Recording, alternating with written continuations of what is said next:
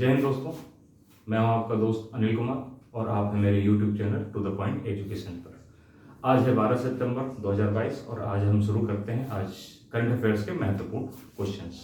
ठीक है दोस्तों, तो करंट अफेयर्स के आज क्वेश्चंस हम लेंगे जो महत्वपूर्ण क्वेश्चन है जो एग्जामिनेशन में प्रतियोगी परीक्षा में पूछे जाते हैं, और कोशिश करेंगे कि कुछ एक आध क्वेश्चनों की फॉर्मेटिंग भी बताएं।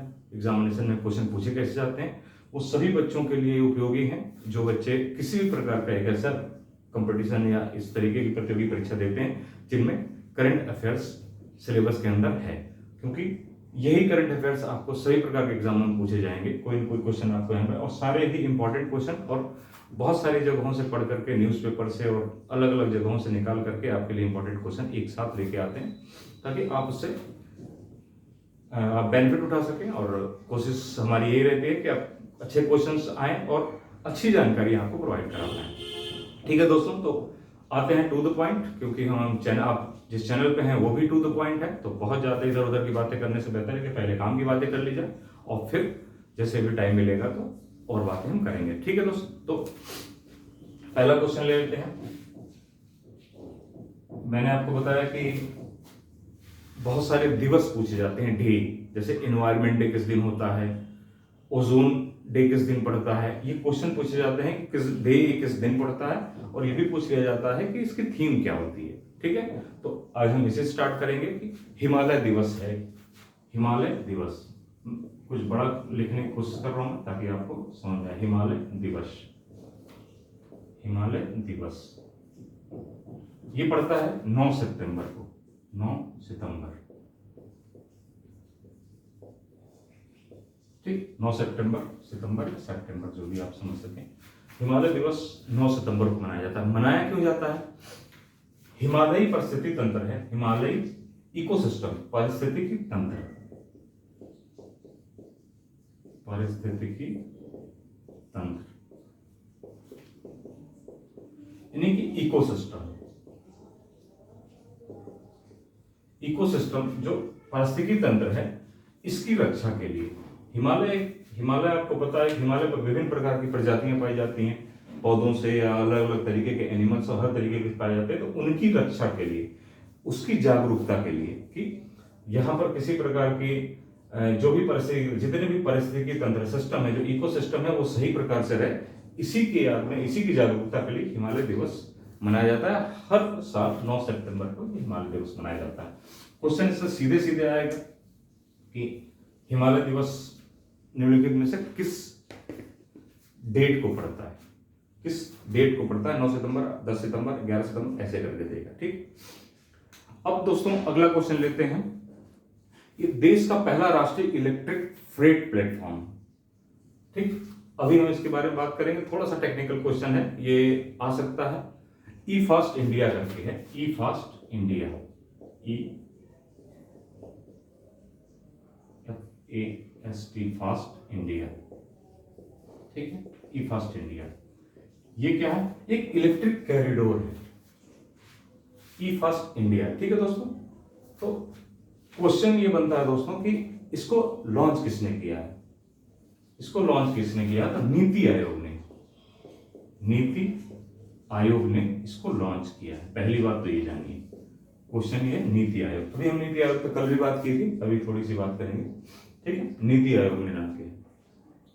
ई फास्ट इंडिया है क्या चीज? तो ये एक इलेक्ट्रिक कॉरिडोर बनाने की बात है। इलेक्ट्रिक कॉरिडोर कैसे? जो मालवाहक, जैसे अभी आप यूज देख रहे हैं कि लगातार गाड़ियां जो आ रही हैं, इलेक्ट्रिक वाहन आ रहे हैं, इलेक्ट्रिक मोटरसाइकिल, इलेक्ट्रिक कारें, इस तरीके के आ रही हैं। किस लिए? पर्यावरण एक तो सुरक्षित हो, और दूसरा ये है कि पेट्रोल डीजल पे बर्डन कम हो।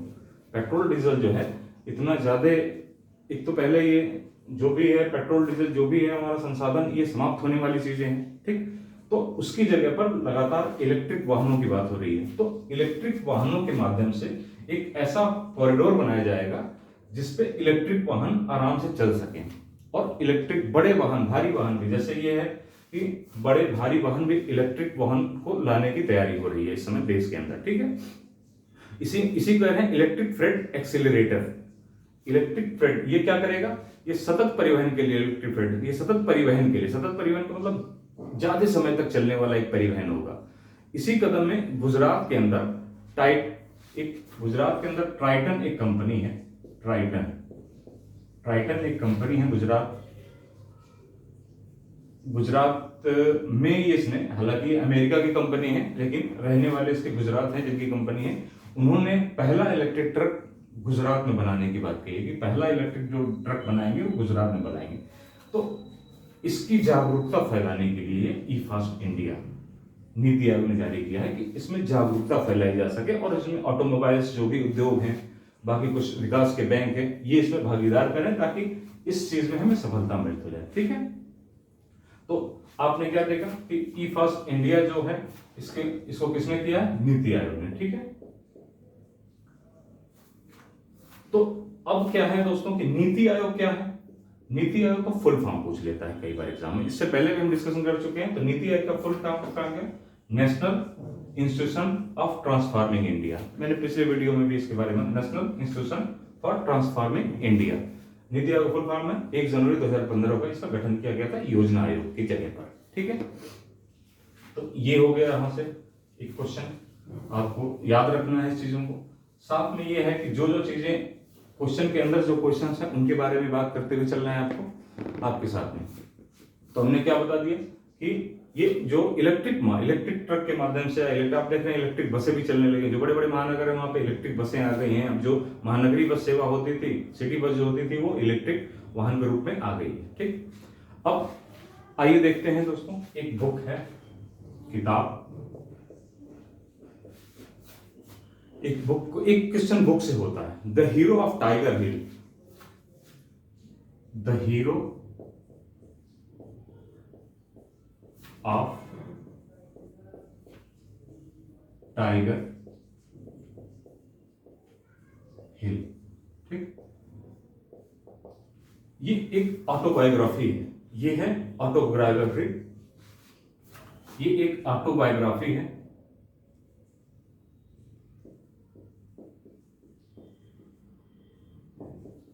ऑटोबायोग्राफी परमवीर।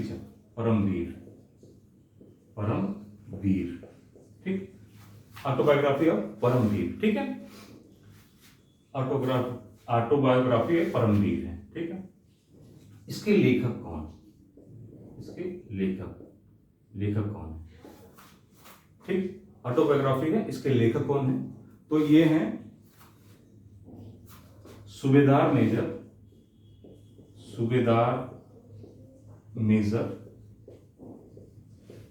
योगेंद्र यादव।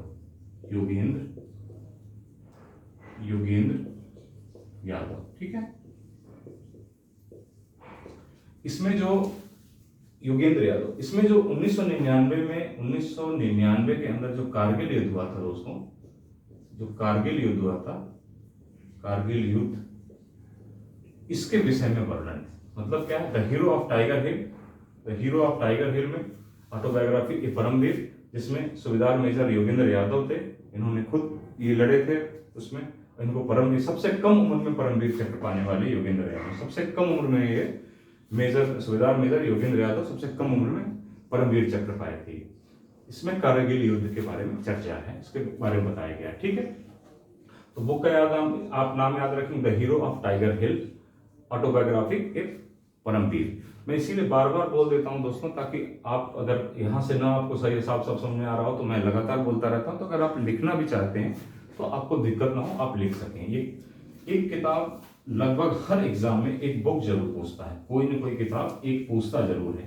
तो इसी तरीके से धीरे धीरे करके एक 2 किताब डिस्कशन करते करते आपको जो है चीजें पता चल जाएंगी। अब ये देखिए, आपको नेक्स्ट क्वेश्चन ले लेते हैं। एक किबीथू, ये सैन्य चौकी है दोस्तों, सैन्य चौकी है अरुणाचल प्रदेश में, चौकी अरुणाचल प्रदेश में। ठीक है, अरुणाचल प्रदेश में है। ठीक, अरुणाचल प्रदेश में है। क्यों फेमस है ये, क्यों चर्चा में है आज? क्योंकि यहां पे जो हमारे सीडीएस थे, चीफ ऑफ डिफेंस, पहले सीडीएस थे general Bipin Rawat.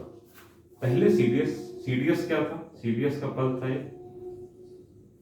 Chief of defence staff. ठीक, क्या था इसका क्या मतलब था? Chief of defence staff, chief of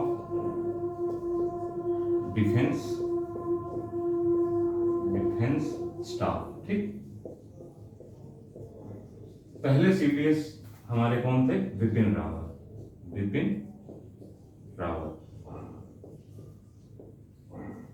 पिछले साल इनका एक हेलीकॉप्टर क्रैश हुआ था जिसमें इनका निधन हो गया था। इनके साथ 10-12 ऑफिसर्स और थे जिनकी डेथ हो गई थी। ठीक, जो शहीद हो गए थे।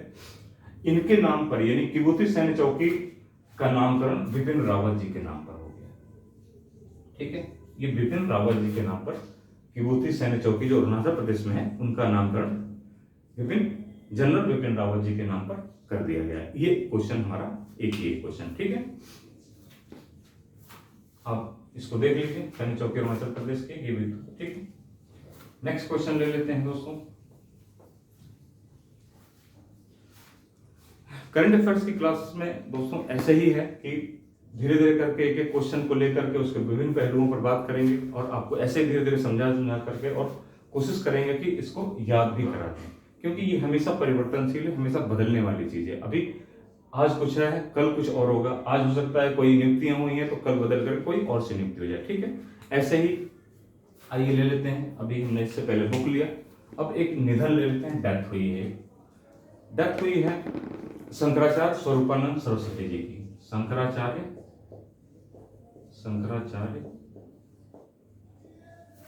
स्वरूपानंद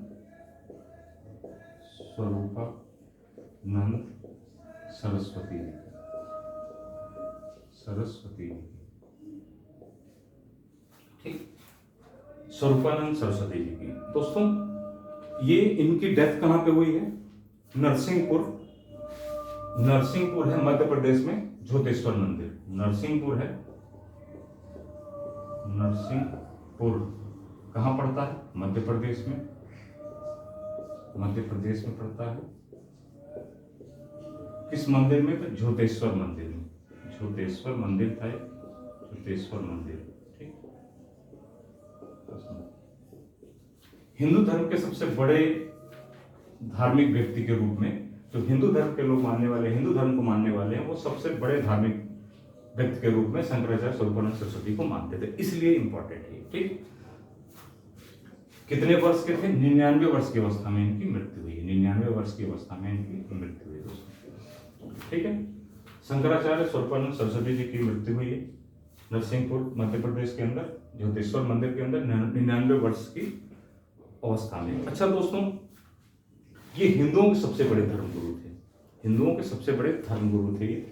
अब आपको एक चीज और बताते चलें कि जो ये ज्योतिर्मठ है, ठीक है दोस्तों, ज्योतिर्मठ बद्रीनाथ में है।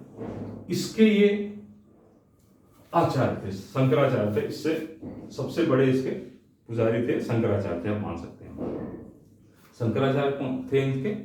किसके? ज्योतिर्मठ, जो बद्रीनाथ यानी कि उत्तराखंड में। ठीक, अभी हम आपको बताते रहेंगे क्या हुआ था दोस्तों की हिंदू धर्म की विस्तृत करने के लिए और हिंदू धर्म की रक्षा के लिए एक तरीके से 4 मठों की स्थापना हुई थी भारत के चारों कोनों पर। ठीक है, 4 मठों की स्थापना हुई थी। उसी में से एक मठ बद्रीनाथ मठ है जो उत्तराखंड में, उसके ये प्रमुख थे। तो आइए बात कर लेते हैं उन चारों मठों की, क्योंकि ये क्वेश्चन तो करंट का क्वेश्चन हो गया, लेकिन भारत की संस्कृति से भी एक क्वेश्चन, 2 क्वेश्चन रहता है हमेशा, जिसमें इन मठों के बारे में पूछ लिया जाता है। जो 4 मठ, जो मठ परंपरा है वो आदि शंकराचार्य ने शुरू किया था। जो चारों मठों की स्थापना करी थी वो आदि शंकराचार्य ने की थी। ठीक है, तो जो 4 मठ आदि शंकराचार्य ने क्या किया था? आदि शंकराचार्य ने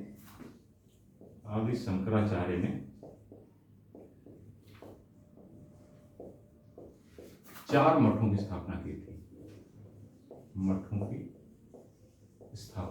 ठीक है, स्थापना की थी। अब क्वेश्चन क्या आता है? इन चारों मठों को पूछ लिया जाता है कि कौन कौन सी मठें हैं, ये भी क्वेश्चन पूछा जाता है और ये भी पूछा जाता है कि ये मठें कहां कहां से। ठीक, तो देख लेते हैं। श्रृंगेरी मठ, पहली मठ हमने क्या ले ली? श्रृंगेरी मठ। ठीक है दोस्तों, ये कहाँ पे है? रामेश्वरम में, रामेश्वरम तमिलनाडु, रामेश्वरम में तमिलनाडु में है। रामेश्वरम का दक्षिण भारत के तमिलनाडु में पहली मठ, श्रृंगेरी मठ रामेश्वरम के तमिलनाडु में। आप इसको नोट कर सकते हैं दोस्तों, ये बहुत इंपॉर्टेंट। दूसरी मठ है गोवर्धन मठ, गोवर्धन मठ, ये कहाँ है? पुरी में है, उड़ीसा, ओडिशा, ओडिशा, ठीक है। तीसरी मठ श्रृंगेरी मठ, गोवर्धन मठ हो गया दोस्तों। तीसरी मठ क्या है? द्वारका मठ, द्वारका मठ गुजरात में, गुजरात में, ठीक। द्वारका मठ कहाँ है दोस्तों? गुजरात में, ठीक। चौथा जो बच गया है वही ज्योतिर्मठ, ज्योतिर्मठ, ठीक। ज्योतिर्मठ कहाँ पे है? उत्तराखंड, उत्तराखंड में। अब ये यही क्वेश्चन का फॉर्मेट है दोस्तों एक तरीके से। निम्नलिखित में से आदि शंकराचार्य ने 4 मठों की स्थापना निम्नलिखित में से कहां कहां की थी, ठीक। ये ऑप्शन हो जाएगा आपका। ये तो एक तरीके से हो गया, ये आप इस तरीके से पूछ लेगा। दूसरा क्वेश्चन फॉर्मेट बता देते हैं आपको, सी डी। निम्नलिखित में से मठों के क्रम में क्या सही नहीं है, ठीक। क्वेश्चन अगला फॉर्मेट देख लीजिए आप कि निम्नलिखित में से 4 भारत के हिंदू धर्म के महत्वपूर्ण 4 मठों में से क्या सही नहीं है। क्या सही नहीं है दे देगा, नहीं है। और क्या करेगा दोस्तों? ज्योतिर्मठ जो उत्तराखंड में है, यहां पे जो डी ऑप्शन है हमारा, डी ऑप्शन को उत्तराखंड की जगह पर, उत्तराखंड की जगह पर इसने लिख दिया कर्नाटक, कर्नाटक मान लीजिए लिख दिया। ये क्वेश्चन हो जाएगा। अब आपको अगर नहीं आता है किन किन जगहों पे ये मठ हैं, तो आप गलत कर देंगे, क्योंकि पता है कि ये गलत है। ज्योतिर्मठ जो है ये गलत हो जाएगा ऑप्शन डी। आंसर आपका इस समय सही हो जाएगा, क्योंकि पूछा है क्या नहीं है, तो ये सही हो जाएगा। क्यों ऐसा होगा? क्योंकि कर्नाटक में नहीं, ये तो उत्तराखंड में है। आप देखते रहे कि उत्तराखंड में है, ठीक, उत्तराखंड में है ये। इस तरीके का क्वेश्चन, इस तरीके से और क्वेश्चन पूछता है दोस्तों इस तरीके इस क्वेश्चन को कि ये सिर्फ इन 4 मठों को ही पूछ लेगा कि भारत में निम्नलिखित में से 4 मठें कौन कौन सी हैं। ये दे देगा श्रृंगेरी मठ, गोवर्धन मठ, द्वारका मठ और ज्योतिर्मठ। एक लाइन में दे देगा, ए बनाएगा ऑप्शन में तो इन 4 को दे देगा, बी बनाएगा तो पता लगे गोवर्धन मठ, द्वारका मठ तो देगा, लेकिन श्रृंगेरी की जगह पर रामेश्वरम या कुछ और मठ कर देगा, या और कोई मठ कर देगा, लोकल मठ। तो ये क्वेश्चन गलत हो गया। इस तरीके से क्वेश्चन बनते हैं। लगातार आपको हम फॉर्मेटिंग करके बताते रहेंगे, समझने की कोशिश करिएगा। नहीं समझ में आए आप बिल्कुल कहिए, पूछिए, एक बार और कहिए कि एक बार और फॉर्मेटिंग करें लगातार। लेकिन ये है उसकी आवश्यकता आपको नहीं होगी, क्योंकि हम लगातार फॉर्मेट करके आपको देते रह रहे हैं इसको, ठीक है दोस्तों। आइए आगे देख लेते हैं। तो ये हमारा हो गया, मठों के बारे में पूरी जानकारी हो गई एक तरीके से। अभी डेथ हुई है स्वरूपानंद जी की, क्वेश्चन पूछा जा सकता है, बहुत इंपॉर्टेंट क्वेश्चन है। कहाँ मृत्यु हुई, कहाँ इनकी डेथ हुई है, ये भी पूछ लेगा। तो नरसिंहपुर में बताया मध्य प्रदेश के अंदर। अब आइए देख लेते हैं खेल से संबंधित। मैंने बताया था कि हर जगह से क्वेश्चन आता है, खेल चाहिए। एक क्वेश्चन देख लेते हैं। एशिया कप 2022, एशिया कप हुआ है अभी 2022, ठीक। पहला ही क्वेश्चन बनता है कहाँ हुआ है, कहाँ? यूएई में, यूनाइटेड अरब अमीरात, ठीक, यूएई में। यूएई में कहाँ हुआ? यूएई में किया, ठीक। अब एशिया कप 2022 को जीता किसने? विजेता कौन है इसका? विजेता कौन है? तो श्रीलंका, श्रीलंका। जो फाइनल मैच हुआ है दुबई में हुआ है, और श्रीलंका और पाकिस्तान के बीच हुआ, जिसमें श्रीलंका ने इस मैच को जीत लिया है, ठीक है दोस्तों। तो दुबई के इंटरनेशनल क्रिकेट स्टेडियम में मैच हुआ। कहां? फाइनल मैच कहां हुआ है? फाइनल मैच कहां हुआ? तो दुबई के इंटरनेशनल स्टेडियम है, international cricket stadium Dubai, cricket stadium Dubai. ठीक, ये सारे क्वेश्चन हैं जो आपको आएंगे। मैं आपको बता दूं, ये सारे क्वेश्चन जो इतना भी बता रहा हूँ, ये सब क्वेश्चन बनते हैं एग्जामिनेशन में। इससे पहले क्वेश्चन बने हुए हैं और आगे भी क्वेश्चन बनेंगे।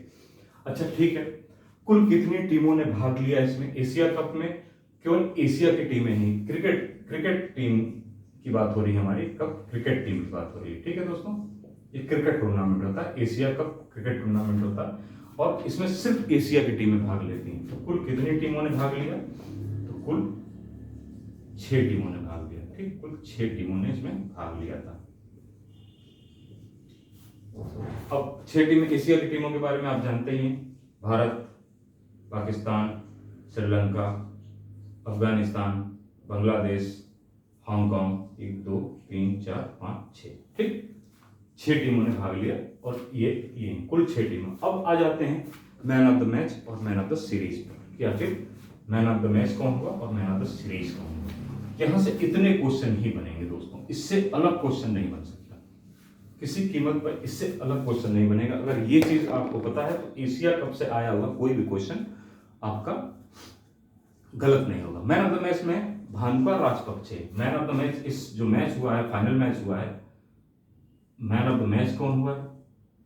Man of the match Bhanuka Rajapaksa. नाम से ही आपको पता चल रहा है, नाम से ही पता चल रहा है कि श्रीलंका के हैं, ठीक। दूसरा नंबर पे आ जाता है मैन ऑफ द सीरीज। ठीक है दोस्तों, मैन ऑफ द सीरीज कौन हुआ है? ठीक, तो मैन ऑफ द सीरीज भी श्रीलंका से ही है, वनिन्हु क्या है? वनिन्हु हसरंगा। ठीक है दोस्तों, वनिन्हु हसरंगा करते हैं, इनका नाम है, श्रीलंका से ही। ठीक है, वनिन्हु श्रीलंका है, वनिन्हु श्रीलंका है, हसरंगा है सॉरी, और ये श्रीलंका से बिलोंग करते हैं, श्रीलंका से ही। ठीक है, तो खेल से आप देखेंगे कि एशिया कप 2022 से लगभग चीजें आपकी पूरी हो गई यहां पर। और जितने क्वेश्चन मैंने यहां बताए एशिया कप से, क्रिकेट टूर्नामेंट से, आपको लगभग आ जाएंगे कि विजेता कौन है। उप विजेता कहते हैं जो हारा हुआ है, यानी कि पाकिस्तान को उप विजेता कहा जाएगा। पाकिस्तान क्या हुआ इसमें? उप विजेता हुआ। ठीक है, पाकिस्तान उप विजेता हो गया। तो ये है साथ में, और आपको जो भी इंपॉर्टेंट क्वेश्चन लगेगा आगे भी आपके लिए ले आए।